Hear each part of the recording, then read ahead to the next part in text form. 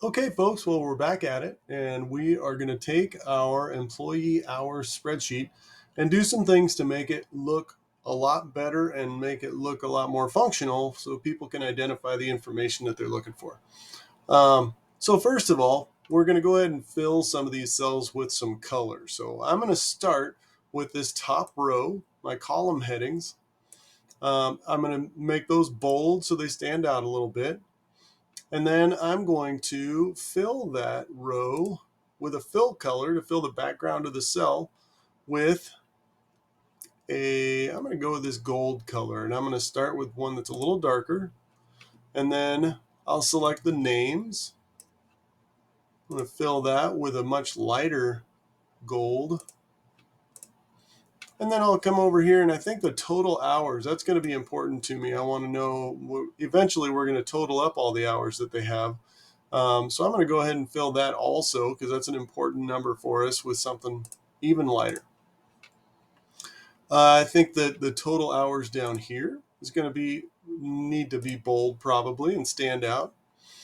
Um, and so we've got the colors looking pretty good, but we also want to make it clear that this is the section of the page that we're working on. So I can take that, select all of these cells, and then I'm going to use some borders on there. Now I could use borders to just do the crosses or just the bottom of the cell, things like that. But in this case, I'm going to do all borders across the whole thing. So I click that, and now you can tell that this is really the active part of the spreadsheet. So I feel like we've got this pretty much ready to go for some color and making it look a little bit different. But we also need to think about the cells here and what they contain because we want to make sure that it is accurately portrayed. So for example, if I were to take one of these and change it, you can see that this cell contains 7.5, but what you see here is 8. And that's because it's got no decimal places being displayed, so it has to round up to 8. So we want to make sure that we have these displayed in a way that will accurately show what the amount is. So right up here, I can either make fewer decimal places or more decimal places. So I'm going to increase it, and now you can see that that jumps up to a 7.5. I think I'd like that to happen on all of them, so I'm going to go ahead and select all of these cells and move that up to 1 decimal place. I think that should be accurate. I think probably half hours would be the most accuracy you would need. So that works for me. Um, the next thing that we want to do, and we can also take a look at dates. Um, Remember that when you're changing the appearance of a cell or changing the format of a cell, you're not changing the actual value in that cell. You're just changing the way that Sheets displays it. So I'm going to go in here and take a look at some of the dates that are available. Now this is money, this is percentages, and right here I can come down and choose a date format. This is the one I currently have selected, but there are also some other custom dates that I could choose from. If I click on that, you can see that there's a variety of different looks. I'm not going to use those. I like the one that I've got, but it is a possibility. Um, Another thing you want to be really careful of is if you choose to use a percentage, sometimes people will choose that, and what you don't realize is that, bam, you're at 800% because 1 is actually 100%. So if you're going to use percentages, you want to deal in those decimals. So like zero point 0.2 would be 20%. I'm going to undo that because I don't want it to look that way. So we will be using money for our total salary for the week for these folks.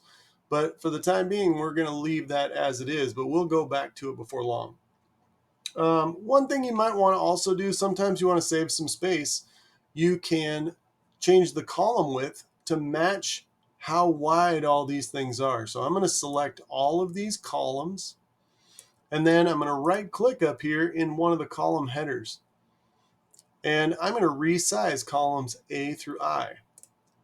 Now I can either choose a number. Right now they're all 100, but that's not going to help with fitting my data. So I'm going to fit to data and click OK. And look how much space I saved by doing that. So that's a handy tool that you can use if you want to. You can also change the size of a column. If you want to change just a single one, you can change that size by going right between two columns until it changes to that double arrow, and then click and drag, and that'll allow you to change how wide that column is. Also, sometimes you want to change the whole spreadsheet. If you want to take and just change every cell on a spreadsheet, there's a button right here that's the Select All button. That selects every single cell in the whole page or on the whole sheet. So that is a handy thing to be able to do in case you want to change everything to money or change everything's font or size or things like that. So that's a nice little thing to know about. You can also move or delete columns. You can also add columns. So if I want to move this column, I select it, and then I get this hand, and I can actually move that over.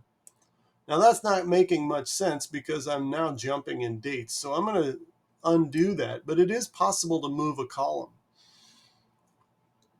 Also, sometimes people think that if they click on a row, for example, and they hit the delete key, that they're getting rid of the row, or they struggle to figure out how to get rid of that row. If you don't want the row at all, then you're going to want to, I'm going to undo that first, but you would want to right click and delete the row. And that way you can just completely lose that row.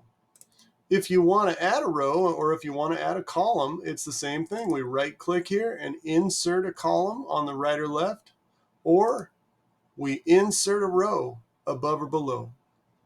And that's most of the stuff we wanted to talk about for right now. And we're going to move on and do a little more formatting here soon. But I wanted to leave you with that. When you get done with yours, it should look something like this. So your challenge is coming up. You're going to want to make sure you've got yours ready to go. I appreciate it. We look forward to the next video.